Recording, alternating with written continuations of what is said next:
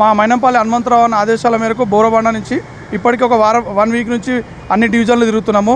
షేక్పేట నుంచి మొదలు పెడితే బోరబండ దాకా అన్ని డివిజన్లు తిరుగుతున్నాము. చాలా మంచి రెస్పాన్స్ ఉన్నది. నవీన్ అన్న ఇప్పుడు కాదు 2 సార్లు ఇక్కడ నుంచి కంటెస్ట్ చేసిన ఎమ్మెల్యేకు, అప్పుడు కూడా కొద్ది మెజార్టీతోనే పోయిండు.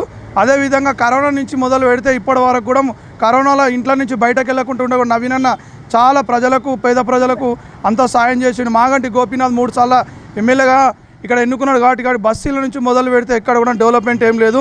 10 సంవత్సరాల నుంచి ఏంది, ప్రతి ఒక్క రేషన్ కార్డుల నుంచి మొదలు పెడితే అన్నీ చేసిండు మన రేవంత్ రెడ్డి.